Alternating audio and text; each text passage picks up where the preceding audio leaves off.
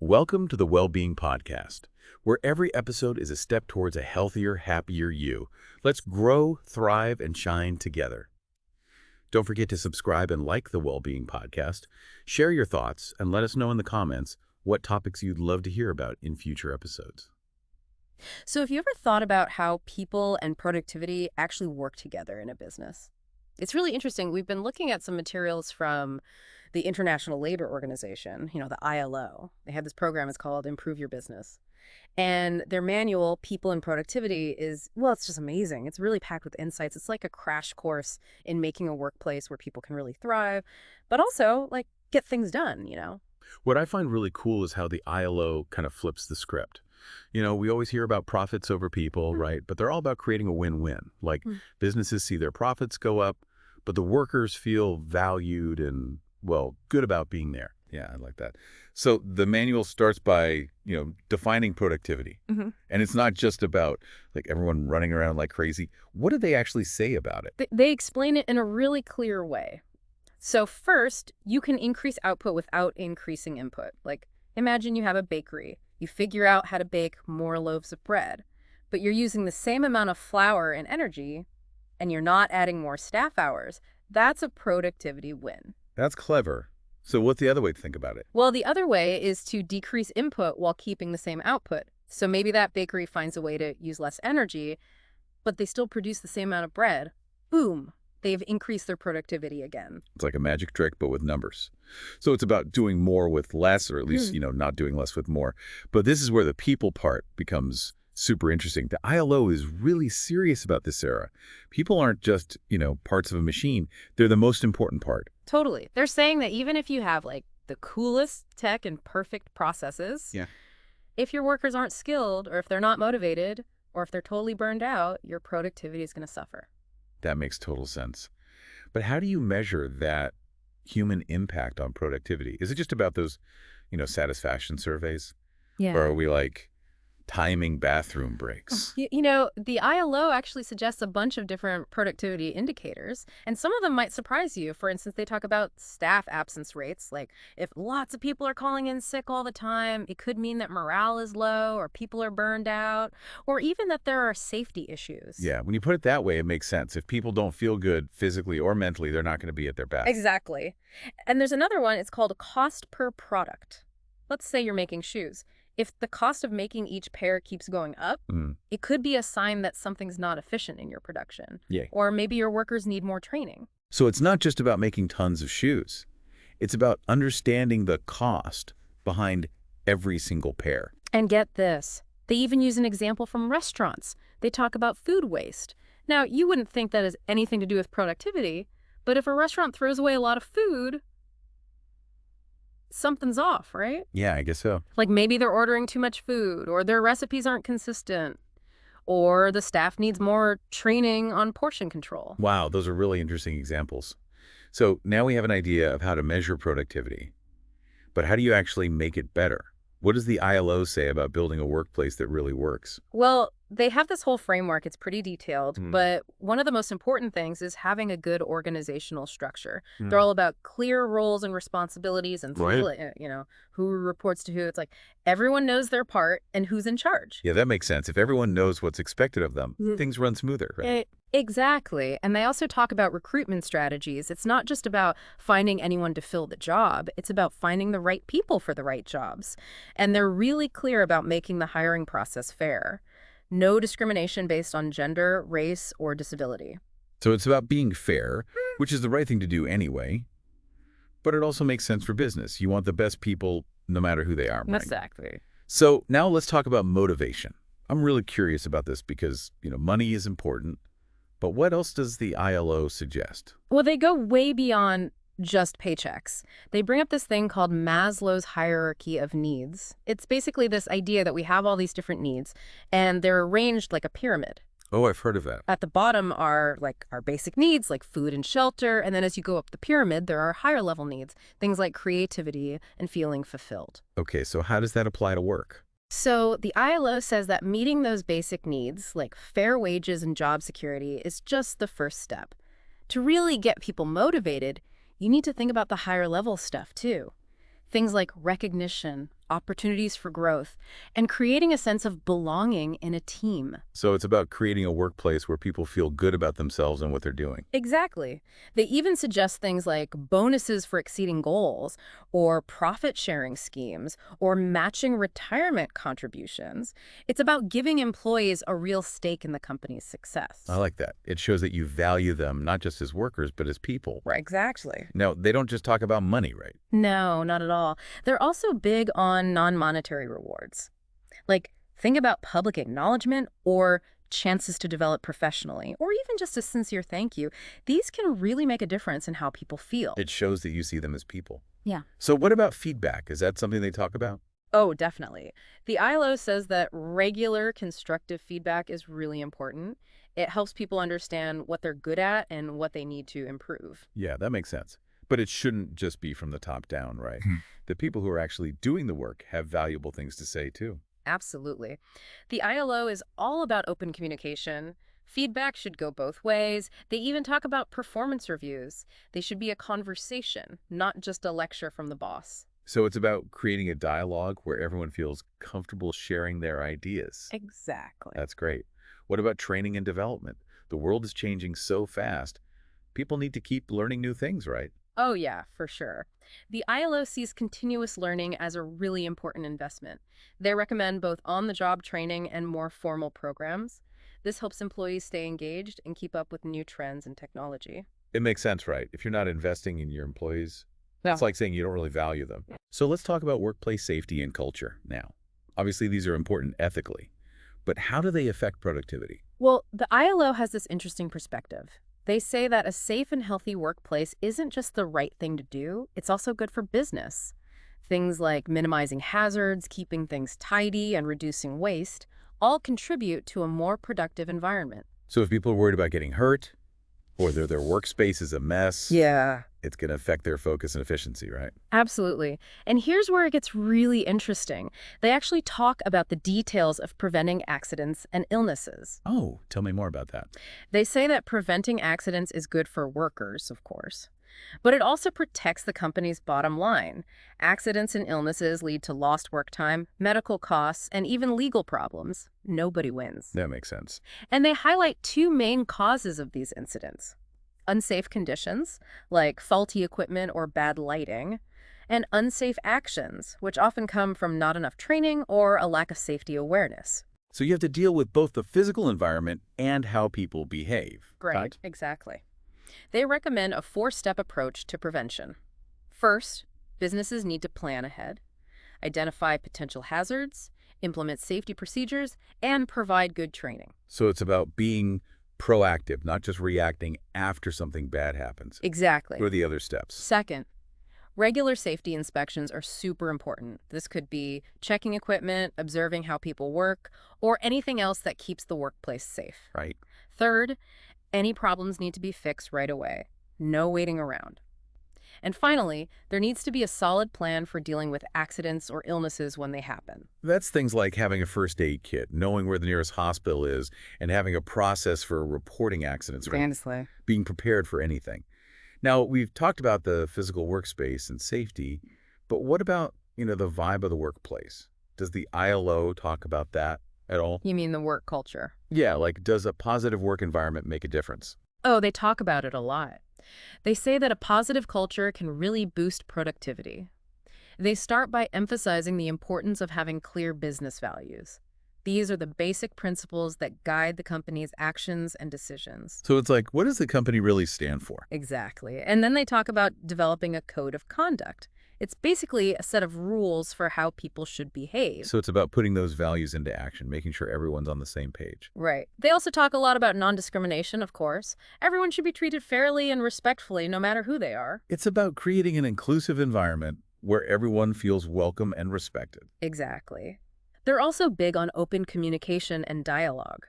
They want businesses to create ways for employees to share their feedback and ideas, whether it's through regular meetings, suggestion boxes, or even anonymous surveys. It's about making sure that everyone feels comfortable speaking their mind and knowing that they'll be heard. Exactly. And since conflict happens in every workplace, they even talk about how to manage it constructively. Oh, that's interesting. How do they suggest handling conflict? They have a 5-step process. First, you separate the people who are having the conflict and talk to them individually. You give each person a chance to be heard without being interrupted or judged. That sounds like a good first step. Mm. What's next? Then, you let each person explain their side of the story without interrupting them. After that, you analyze the situation and try to figure out the real cause of the conflict. It's not just about putting a Band-Aid on the problem. It's about understanding what's really going on. Like being a detective. Exactly. The fourth step is finding a solution that works for everyone involved.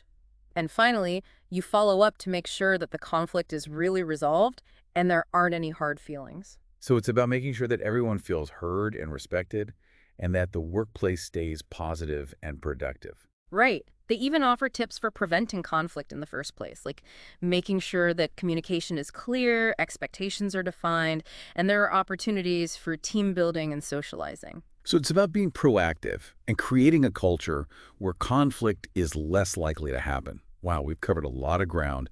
It's amazing how much the ILO has to say about creating a workplace that's both successful and humane. It is. So before we move on, what really stands out to you from all of this? What are your initial thoughts on the ILO's approach to people and productivity? You know, it's fascinating how the ILO connects all these different ideas, showing how they all play a role in productivity. It's like they're saying, hey, if you really want your business to thrive, you can't ignore any of these things. Right, it's all connected. Okay, we've talked a lot about the big picture, but now I want to get into some of the specifics. The ILO manual actually gives some really practical advice on how to put all these ideas into practice. So let's start with recruiting those awesome, productive people. What are some of their key points? Well, they're really big on having a super clear recruitment policy. It's not just about filling an empty desk, it's about being strategic and thoughtful about who you bring into your team.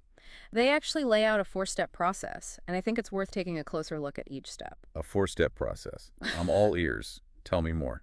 Okay, so step 1 is all about defining the work that needs to be done. It sounds obvious, right? But it's about really digging deep. What are the specific tasks and responsibilities? What skills and experience are absolutely essential? So you're basically creating a detailed picture of the role before you even start looking for someone. Exactly, and that leads right into step 2.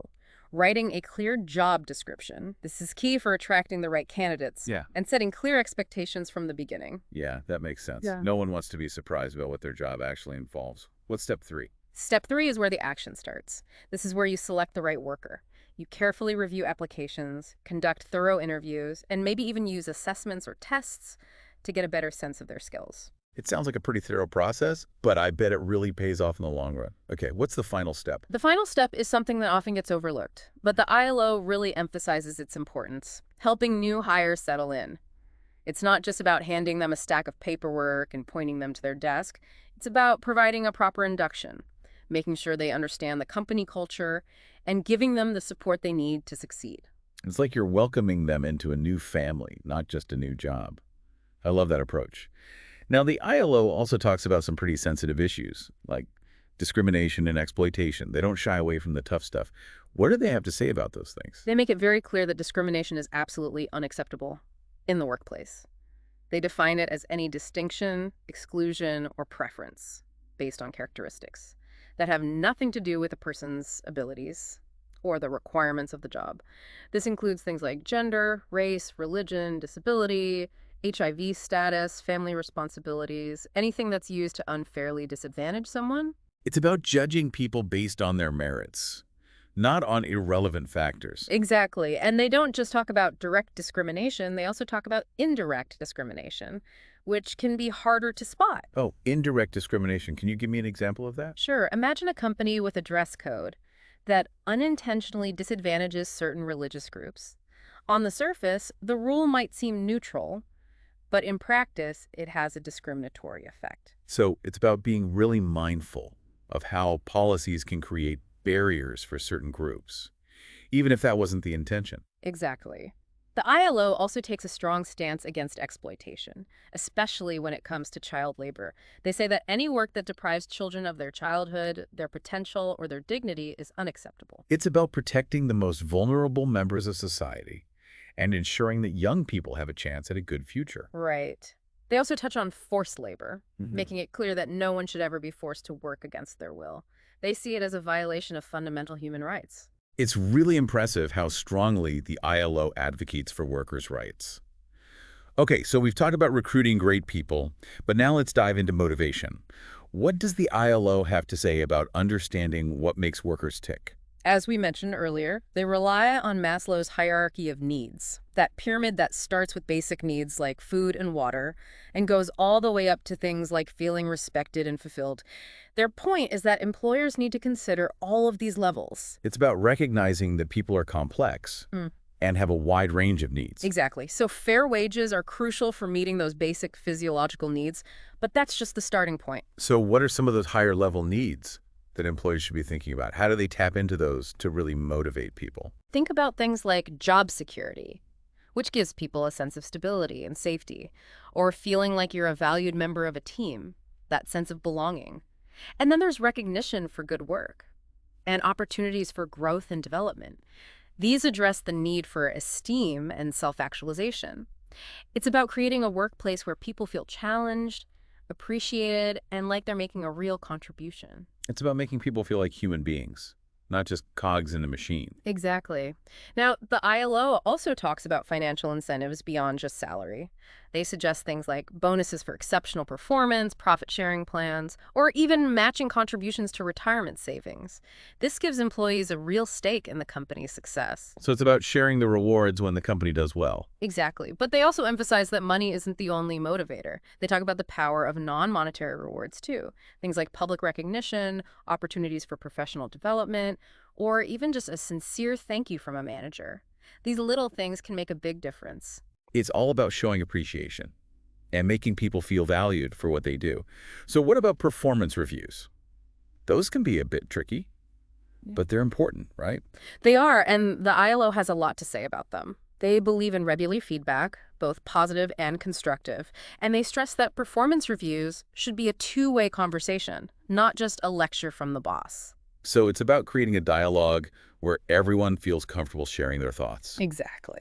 Okay, so we've talked about recruiting and motivating people, but what about the actual work environment? Does the ILO offer any guidance on creating a workspace that's conducive to productivity? Absolutely. They dedicate a whole section to the link between the workplace and productivity.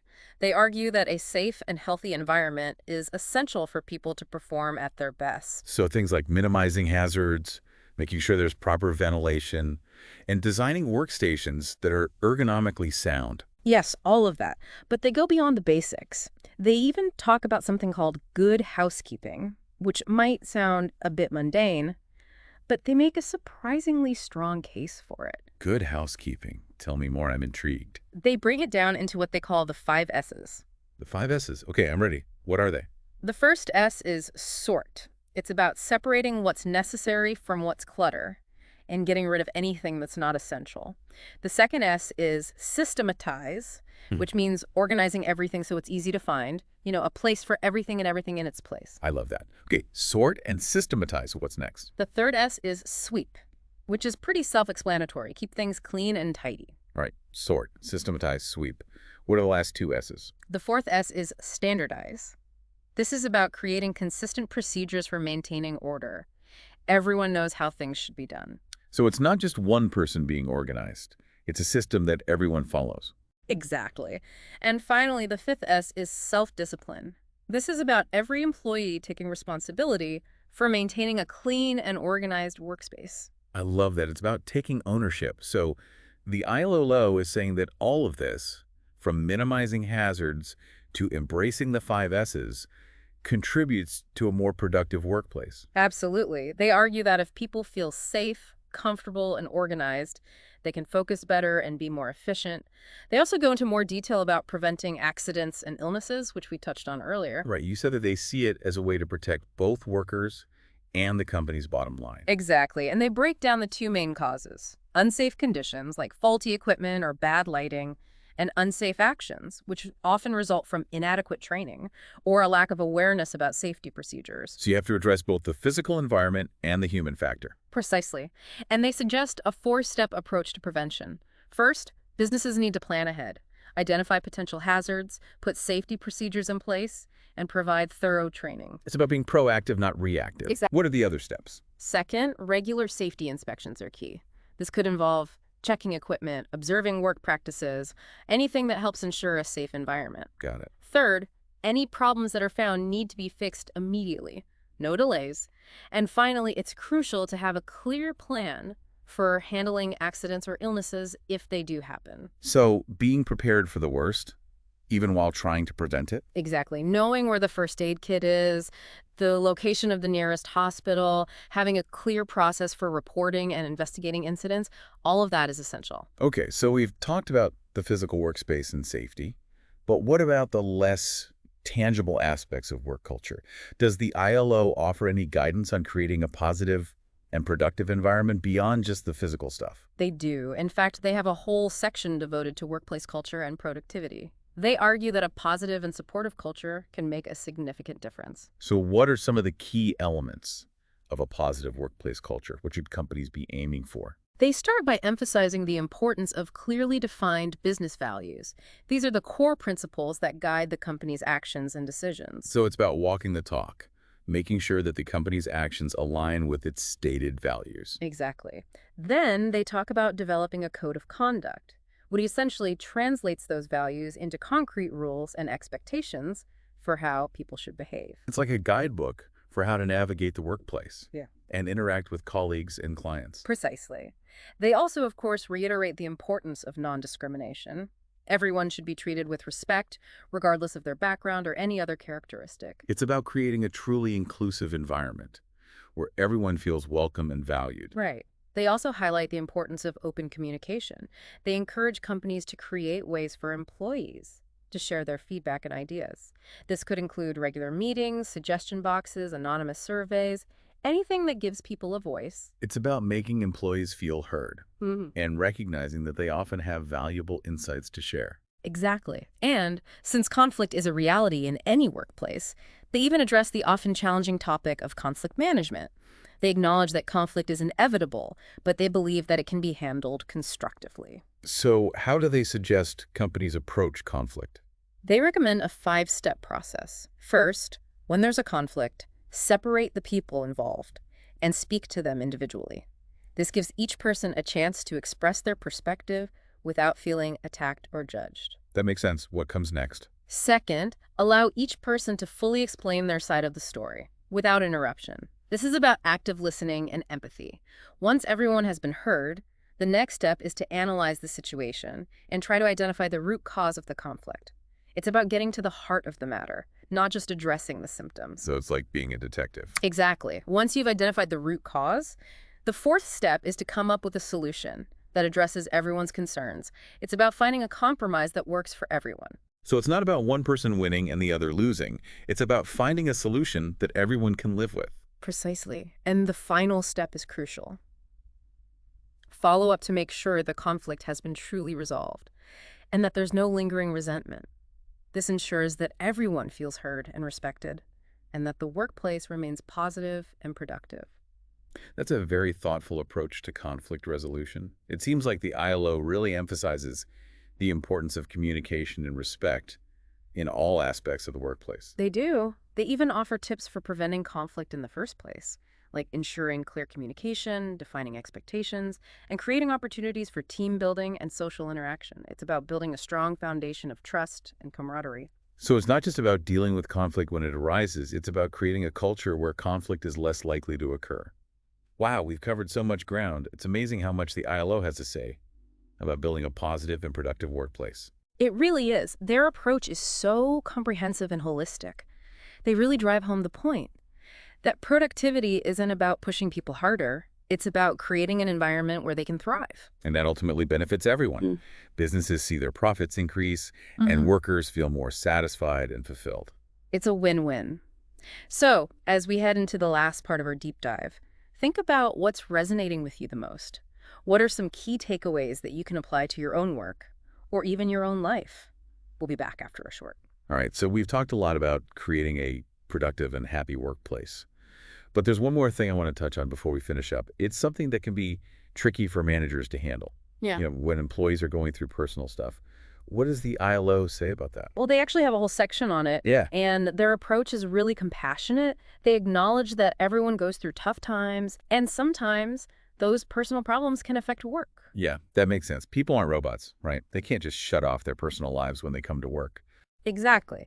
The ILO encourages employers to be aware of signs that an employee might be struggling. Like what kind of signs? What should managers be looking for? They actually give a pretty specific list of things that can indicate a problem. Things like a sudden drop in productivity, being absent more often, noticeable mood swings, trouble concentrating, or even withdrawing from social interactions with colleagues. So it's about paying attention to changes in behavior, Mm. seeing if something seems off. Right. And if those signs are there, the ILO stresses how important it is to address the situation in a sensitive and supportive way. It's not about being intrusive or trying to be a therapist. It's about showing genuine concern and offering help. So how should a manager approach an employee who seems to be having a hard time? The ILO recommends having a private conversation in a respectful and supportive setting.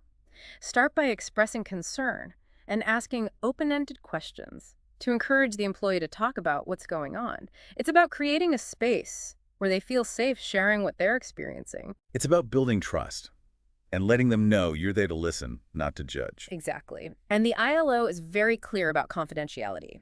Whatever the employee shares should be kept private. That's crucial for maintaining trust. That makes sense.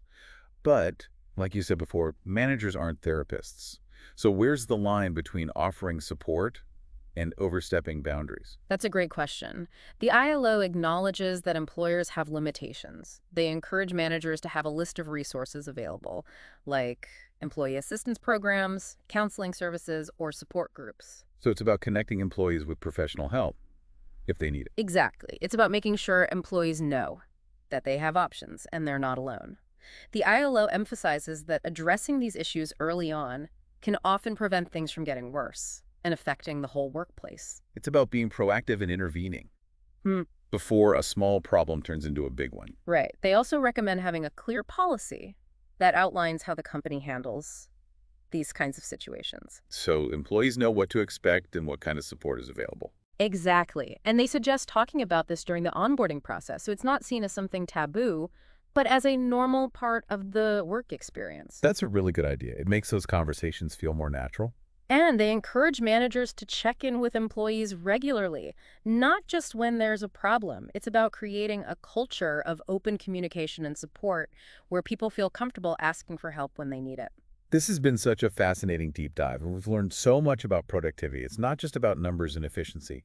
It's about building a workplace that really cares about the well-being of its people. I completely agree. The ILO's approach is so refreshing. It's all about putting people first. And one of the biggest takeaways for me is that productivity isn't a one-size-fits-all thing. It's about finding what works best for your workplace and your employees. And it's an ongoing process, always learning and adapting to create the best possible environment for everyone. So as we wrap up, hey, well, I want to encourage you to think about what you've learned today and how you can apply it to your own work or even your life.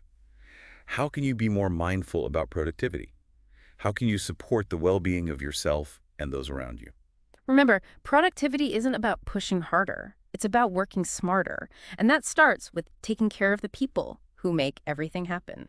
Thanks for joining us on this deep dive. We hope you found it insightful and inspiring. Until next time, take care, stay inspired, and remember, every step towards well-being is a step towards a better you.